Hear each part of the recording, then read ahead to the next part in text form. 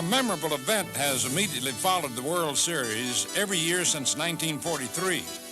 It's the production of a World Series highlight film, which is commissioned each year by Major League Baseball. In the past, these films have been kind of hard to find, but now a limited number are being made available. The World Series films have an interesting history. They've been in color since 1959, and since 1982, they haven't been on film at all, but videotape productions. Beginning in 1969, they've contained material not seen on television, including, in some films, exclusive interviews, sound from wireless microphones, and camera angles not seen on the TV coverage. Since all the videos being released are of classic World Series, you may have a tough time deciding which ones to watch first. But for right now, get comfortable and relax, because you're about to watch America's premier sporting event, the World Series.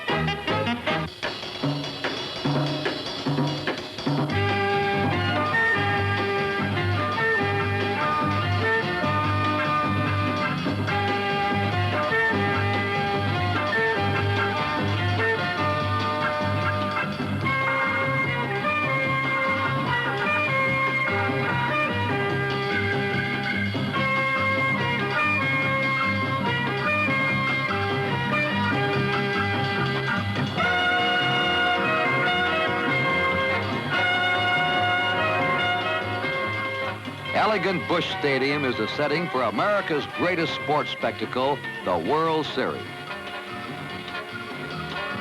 An air of busy excitement grips St. Louis as fans clamor for tickets.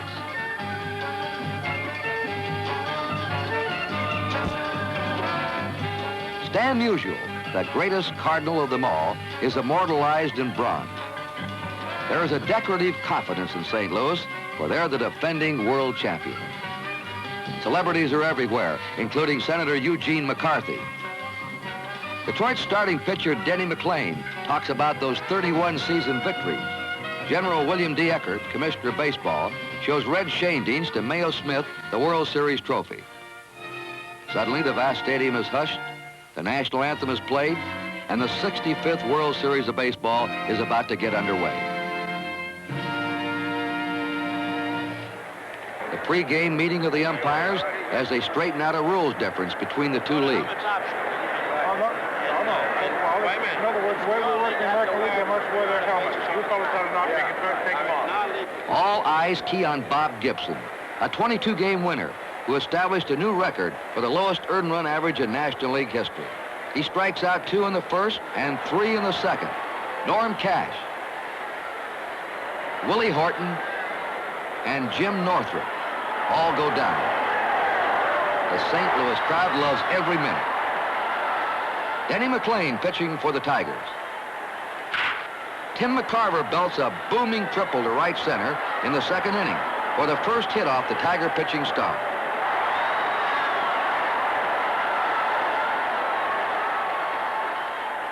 Denny, however, bears down and fires a third strike past Mike Shannon.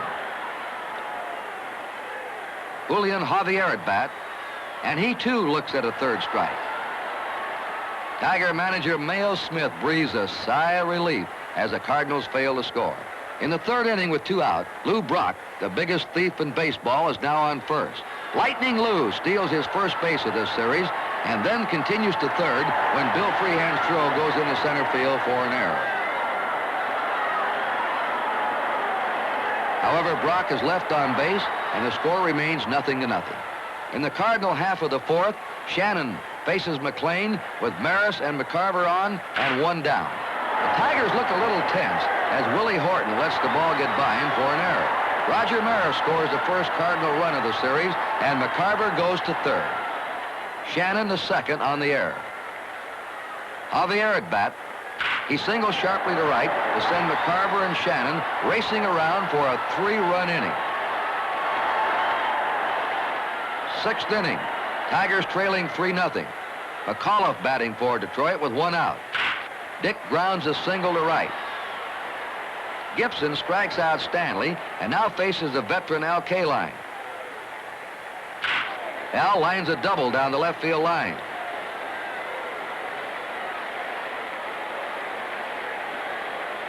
McAuliffe holds at third. Norm Cash is up, but the incomparable Bob Gibson stops the Tigers with another strikeout to retire the side. Bob is now threatening the all-time World Series strikeout record of 15 for one game. Bottom of the sixth, Lou Brock the batter. They say the best thing to do with Brock is to keep him off the bases. I'm sure this isn't what they had in mind. Lou's home run makes it 4-0 St. Louis.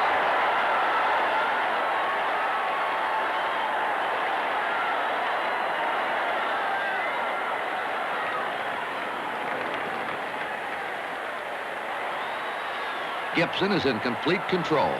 Opening the ninth, Gibson faces Stanley, and Mickey loops a single to center. But it's the last hit of the game for the Tigers. By now, Gibson has struck out 14 batters to bring him just one shy of the World Series record. The batter is Al Kaline.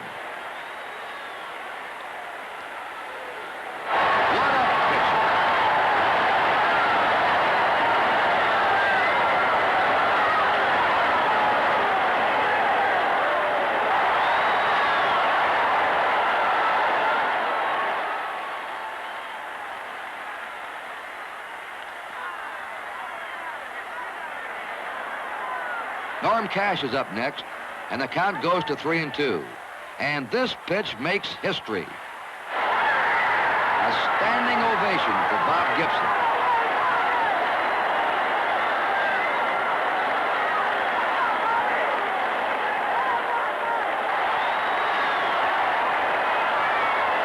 But Bob's not quite finished. One more out to go, and the batter is Detroit's leading home run hitter, Willie Horton. It's a record 17 strikeouts. Gibson also ties Lefty Gomez's record of 6 straight victories at World Series competition. It's a new day and new excitement. Millions of fans wonder if the underdog Tigers can shake off the effects of Bob Gibson's 17 strikeouts.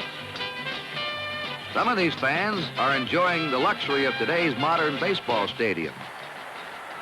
For St. Louis, Nelson Briles, the 19-game winner, is on the mound, and Willie Horton's the batter. It's the second inning. Willie's not tense anymore.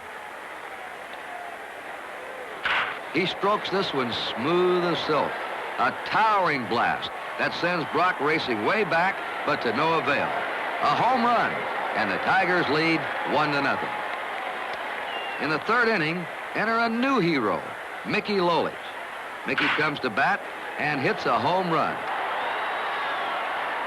Was Mickey ever surprised? Between the shock of everything, the first base came up right in the middle of my stride, and I stepped right over the top of the base, and I had to go back and, touch the base, and then Wally Moses says second base is that way, so I had to start running in that direction. I've never hit a home run in the 10 years I've been in professional baseball. The best I've ever done was a triple that Tony Conigliaro tried to shoestring, and I have hit 2 legal doubles that I've hit up the gap. That's the only extra base hit I've ever had, home run in professional baseball. Norm Cash comes up now in the top of the sixth and makes it 3-0.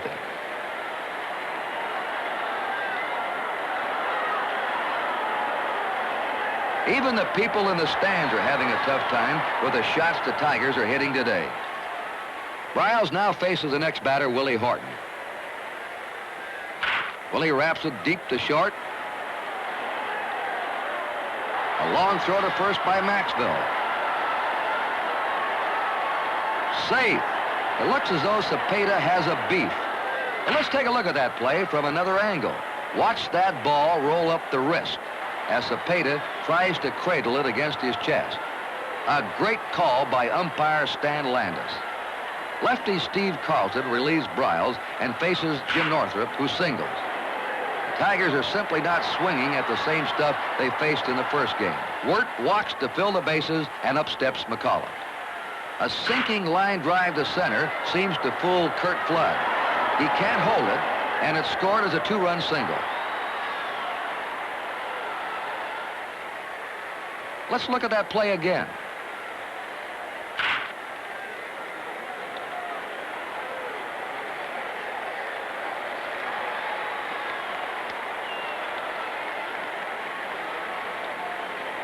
Two-run score, and the Tigers lead 5-0. In the last of the sixth, Lolich faces a determined Cardinal team. Brock walks and steals second. With one out, Flood beats out a chopper when Lolich slips. That's Brock on third as Cepeda comes to bat. Orlando bloops a pop fly in the short left center that falls among three Tigers. Brock scores to make it 5-1. A double play ends the inning. Detroit's Al Kaline opens the seventh with a clean single to left center. The Tigers come alive again. Pitching coach Billy Muffet tells them to get Ron Willis up in the bullpen. Meanwhile, Norm Cash has his sights on Carlton. Another single right down the middle.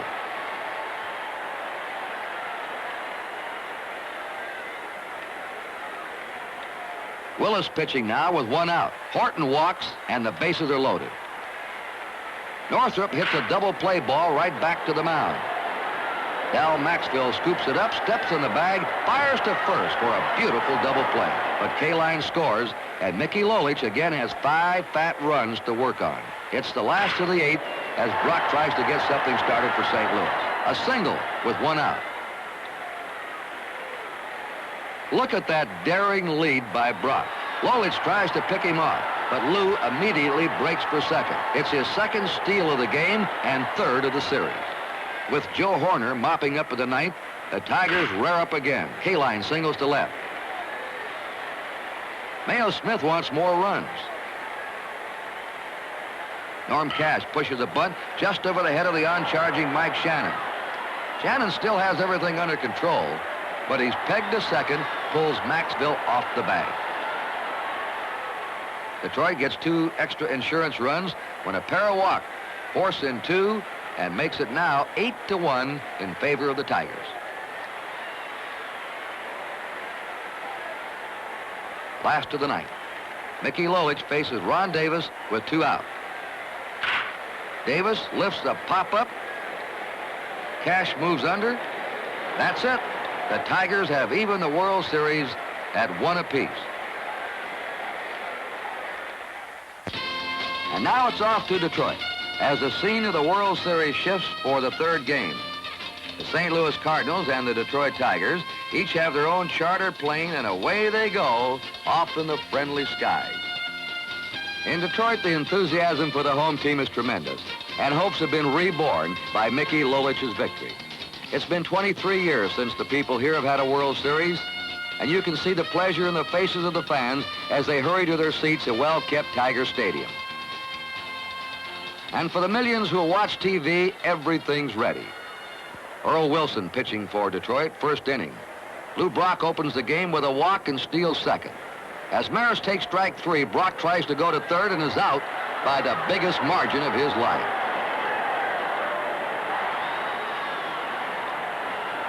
Ray Washburn on the mound for St. Louis. Third inning, 1 out. Dick McAuliffe up. It's good for a single to left center.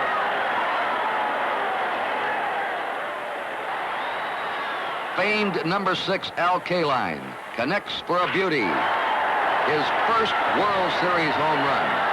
And the Tigers are on top 2-0. Fifth inning now, and Wilson gets into deep trouble. Lou Brock leads off with a hit up the middle.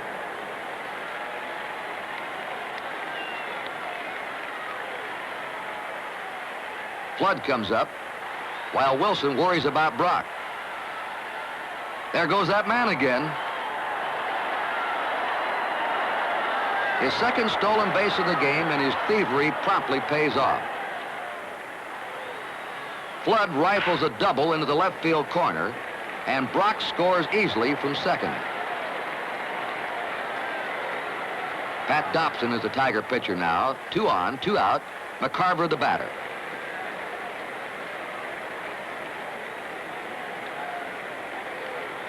And there it goes. Into the upper right field stands. And the Cardinals now lead the Tigers 4-2. Washburn gets the sign in the Tiger fifth. And McAuliffe reminds the Cardinals that the Tigers can hit the long ball too. The St. Louis lead is down to 4-3. Joe Horner relieves Washburn in the sixth with the tying and lead runs on base. Bill Freehan the batter. There it goes to deep left. But Brock backs up to the warning path and makes the catch. A stiff wind kept that one from going out. Don McMahon pitching for Detroit in the seventh inning. Curt Flood opens it with a single. And of course, he's almost as fast as Brock. Roger Maris is the next batter. Tries to check his swing, but bloops a double down the left field line.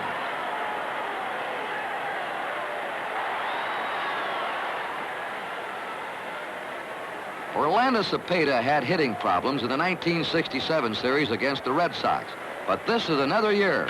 And there it goes. Willie Horton going back, but is just in there. And that blows the game wide open, 7-3 St. Louis. Now keep your eye on pitcher Horner as he goes for that final out. The batter is pinch hitter Jim Price. He sends a fly ball to deep left. Lou Brock has it. It's a happy Joe Horner as the favored Cardinals take a 2-1 lead in the series. Next day, there's a hangover sadness in Detroit, and the skies rain down on Tiger Stadium. But series fans can't be discouraged by this. They come out anyway, for today is the occasion of the heralded rematch between Denny McLain and Bob Gibson. Commissioner Eckert and his aide Joe Reichler discussed the big question, to play or not to play. The Hawkers make their own kind of sunshine in the stands. How come it always tastes so much better at a ball game?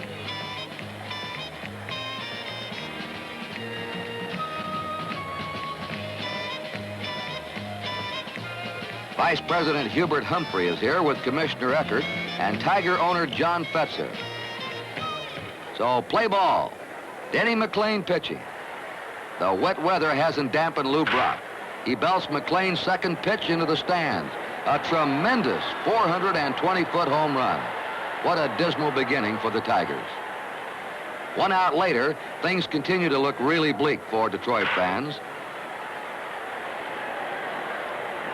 McLain, obviously shaken, drops a good throw while covering first against Maris.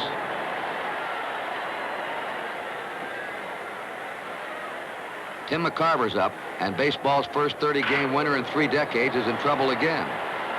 Only a nice cutoff in left center by Willie Horton keeps Maris from scoring. But Maris comes in a moment later as Mike Shannon chops one over the mound and beats it out.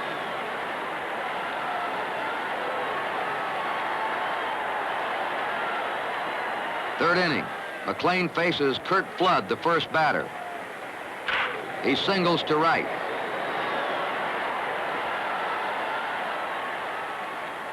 Once again, it's Tim McCarver. Jim Northrup tries to cut off the ball, but it goes through for a triple. Flood comes in to score, and McCarver pulls up with his second triple of the series.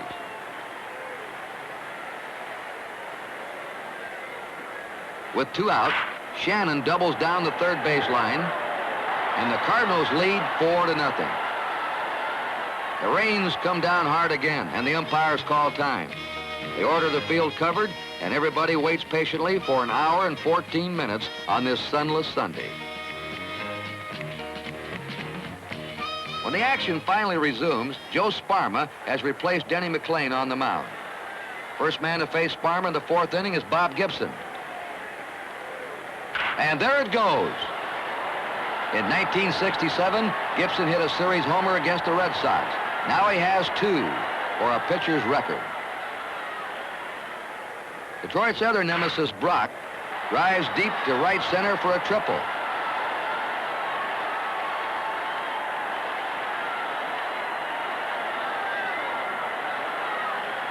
And that's all for Joe Sparma.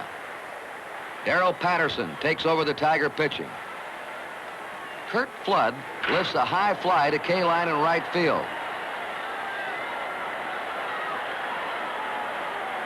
Watch this perfect strike to the plate. Brock wisely holds up in respect for one of baseball's best arms. Maris is up. Look at that jump by Brock as Maris grounds out, and it's now 6-0 Cardinals. In the bottom of the fourth, Gibson gets a wee bit careless. And here's a home run by Jim Northrup.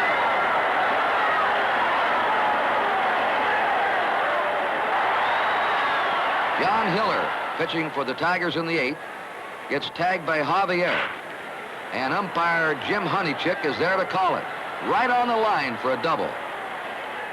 Mike Shannon, who reached on an error, holds up at third. After a walk to Maxville fills the bases, Gibson walks to force in a run. The bases are still loaded.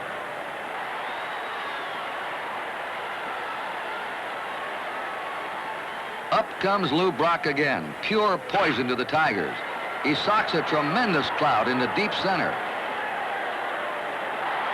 It's his 8th hit of this World Series. 2-run score. When Stanley hesitates with the relay, Gibson scores, and Brock winds up at second.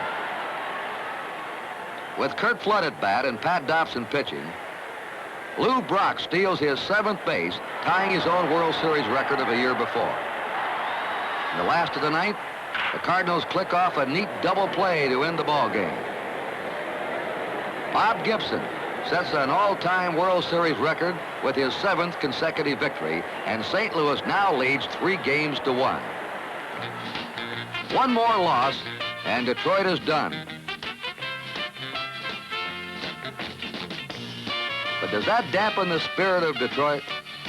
Does it matter to them that only 2 teams in World Series history have ever come back from that kind of deficit? If 2 did, why can't another? So tune up that Tiger enthusiasm. Hang up those Tiger signs. Let's hear those Tiger cheers. Get out those Tiger hats. Let's never forget that cats eat birds, that it's far from over, that Detroit will never say die. And so it's game number 5. Will the series end here or go back to St. Louis? Michigan Governor George Romney still hopes for a Detroit miracle. So does American League President Joe Cronin and Tiger President John Fetzer and Hall of Famer Goose Goslin.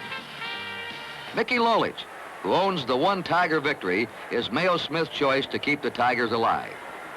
It doesn't look good as Brock again leads off with a solid hit, a double down the left field line.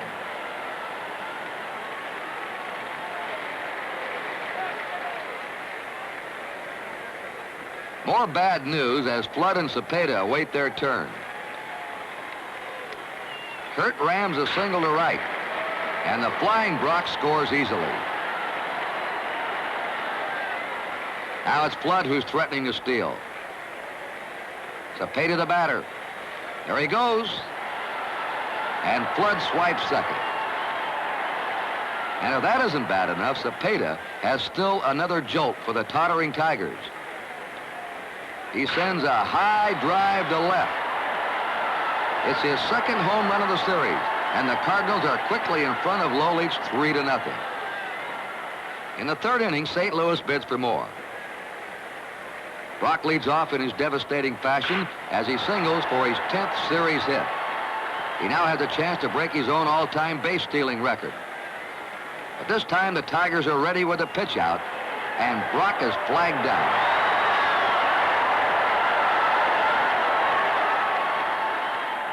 Nelson Briles carries his 3-0 lead into the fourth when Stanley rips one down the right side for a triple. All of a sudden, there's a ray of sunshine. There's hope. Suddenly, it's fun again to be a Tiger fan. 1 out later, Norm Cash flies to Brock in left. Stanley tags up. The peg is slightly off, and Mickey slides over safely to make it 3-1 St. Louis. Now it's up to Willie Horton to keep things going, and Willie does just that. He belts a drive in the right center alley. Flood handles the ball well, but Horton shows he can move a lot better than people think.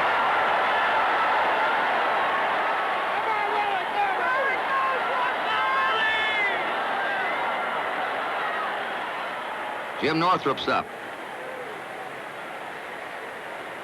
Looks like an easy chance for second baseman Javier. Look at that bad hop. And scoring is Horton. It's a 3-2 ball game now.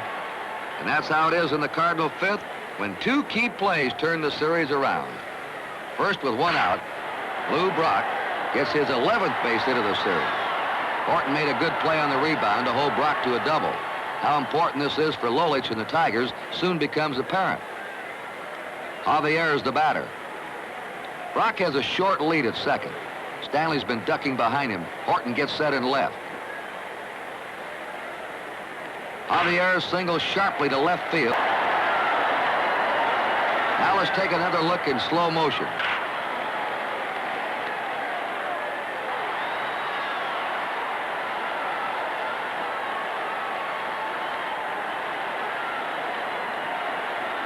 Look at Freehan's left leg blocking the plate.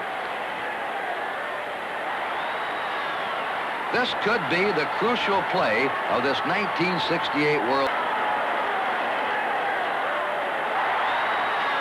So it's still 3-2. St. Louis leading as Tiger manager Mayo Smith makes a crucial decision and lets Mickey Lolich bat for himself in the last of the 7th with 1 out. He floops one to right. Ron Davis just missed with a diving catch, and Mayo Smith's gamble is paid off. Dick McAuliffe comes up to bat against a new Cardinal pitcher.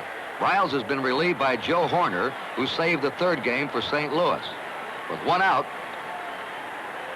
McAuliffe slaps a grounder through the right side, and the Tigers now have 2 men on base. The pressure increases on Horner when he walks Mickey Stanley to load the bases. And this brings up a veteran player of 16 seasons, Detroit's sentimental favorite, Al Kaline, playing in his first World Series. With 1 out and his team trailing by 1 run, he's the man on the spot. The count's 1-1, and Kaline loops a hit into right center. In comes Lolich and McAuliffe with a tying and lead run. It's 4-3 Detroit. Kaline is having a great series.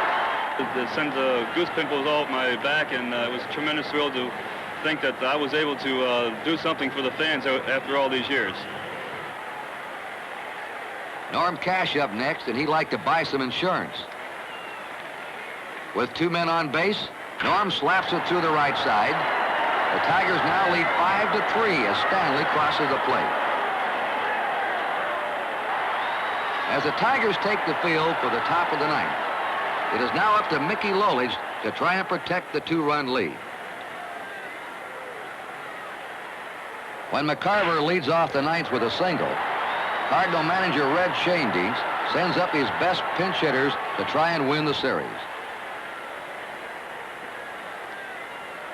Ed Spezio, after fouling off 8 pitches, singles to left. And now the tying runs are on base for St. Louis. With just 1 out, Roger Maris can put it away for good with a home run. And Maris has been known to hit quite a few. Lou Brock's on deck. But Lolich never wavers. He strikes Maris out. 1 out to go. And Brock the batter. Even the bullpen tensely watches. Lou tries to check his swing, but Lolich has him. And the Tigers win 5-3 and send the series back to St. Louis. For hero Lolich, a standing ovation. and a kiss for Daddy. Here in St. Louis, National League President Warren Giles will throw out the ball for the 6th game. Gussie Busch, the owner of the Cardinals, is confident of victory, as is Denny McLain, who is making his 3rd try for a World Series victory. The Tigers are a team inspired. They threaten Ray Washburn in the 2nd inning. Willie Horton at bat with Norm Cash on first. Willie whacks one out to the wall in left center for a double. And Cash races home with Detroit's first run. Bill Freehan at bat. He hasn't had a hit in 16 times up. But now he comes through with a single. When the ball slips by Lou Brock for a 2-base error, Willie Horton scores, and Freehan goes all the way to 3rd. Manager Red Schoendienst's worries are just beginning, and so is the Tigers' 3rd inning. Washburn pitches to Stanley, who singles to left. McAuliffe on with a walk goes to 2nd. Kaline lines a single to center, scoring McAuliffe and sending Stanley to 3rd. Lefty Larry Jaster comes in to relieve, and Cash singles to center, scoring Stanley and sending Kaline to 3rd. After Horton walks to load the bases, Northrup hammers a grand slam into the right field stand. Hitting grand slammers isn't anything new for Jim Northrup. Well, this was the 5th grand slam that I've hit this year. I hit 4 during the regular season. 3 of the 5 have been off left-handers this year, and some of the others, I think I've hit 8 in my career, and I think 5 or 6 of the 8 have been off left-handers too. So I've had pretty good luck against left-handers. I don't know why. I guess I concentrate more and try to get a better pitch. Ron Willis relieves Jaster. The bases are loaded again as Kaline gets his 2nd single of the inning, and 2 more runs come home. When Dick Hughes replaces Willis, Norm Cash gets his 2nd single of the inning to add another run. Then Horton singles off the pitcher's glove for still another run. It's absolutely dizzying. But when everything comes into focus, the Tigers have scored 10 big runs in 1 inning to tie an all-time World Series record. Steve Carlton facing Kaline in the 5th, and Al connects for his 2nd World Series homer. But the Tigers hardly need the extra 13th run.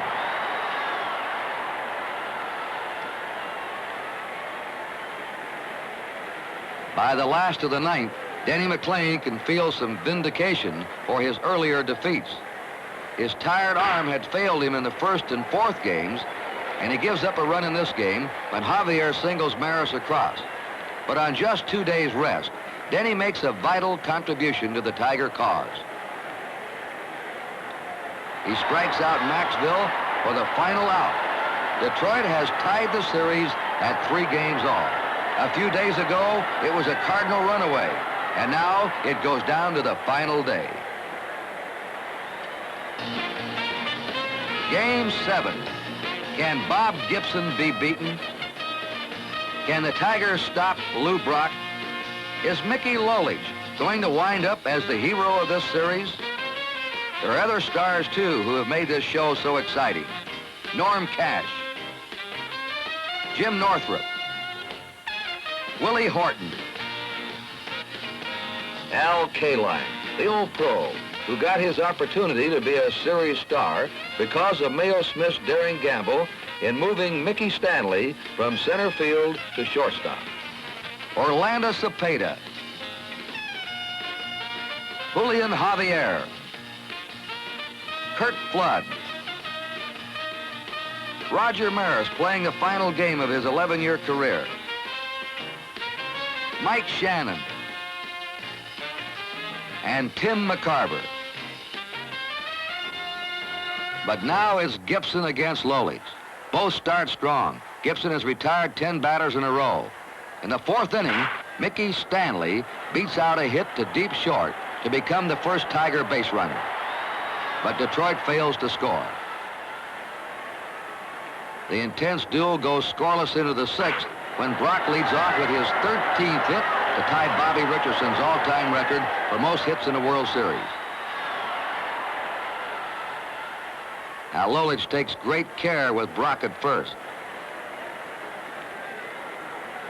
When Brock dares him to throw with that taunting lead, he fires to first. Cash makes a good throw. And there's a crucial out for the Tigers.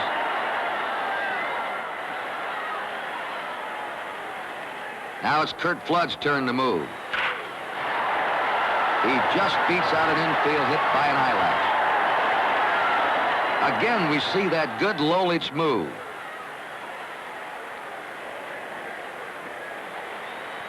Flood is trapped off.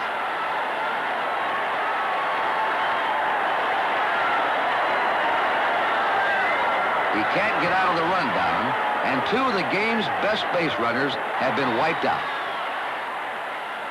Into the seventh it goes, still a pulsating 0-0 tie. Gibson has retired 20 of the first 21 batters he's faced, but Norm Cash connects for a single. It's only the second hit off Gibson. Up steps Tiger strong boy Willie Horton. Willie slaps a bouncer that just makes it. And this sets the stage for the breakthrough. Jim Northrup's the batter. Cash takes a lead-off second. Northrup hits a solid drive to center. Flood misjudges the ball and it sails over his head. 2 runs are in, and into third slides Northrup. It's 2-0 against superstar Bob Gibson. What happened to Flood, considered the best center fielder in the National League? Kurt says the ball got lost momentarily in the white-shirted background. No doubt he lost sight of it, and then almost lost his footing.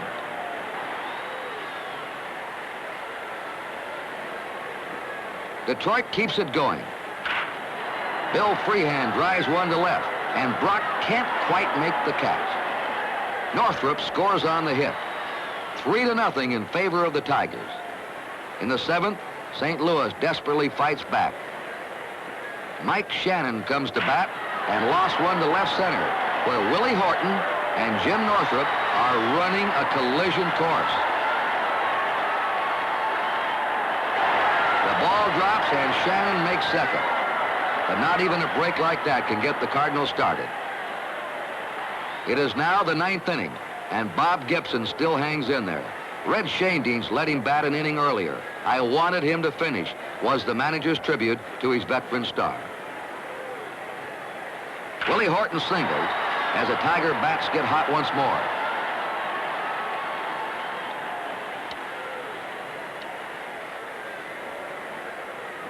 Northrup bounces a hit up the middle to send pinch runner Dick Trzaskowski to third.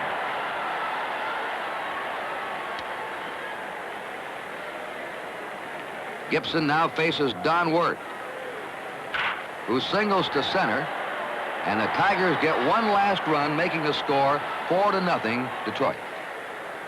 With 2 outs in the last of the ninth, Mickey Lolich faces Mike Shannon. 1 out left. Mickey looks the picture, relaxed concentration. But there goes Lolich's shutout as Shannon homers to left field. It gives the Redbird fans one last chance to cheer. Tim McCarver's up, 2 outs in the ninth. It's a pop-up. Bill Freehand waits for it. The Tigers are the new world champions.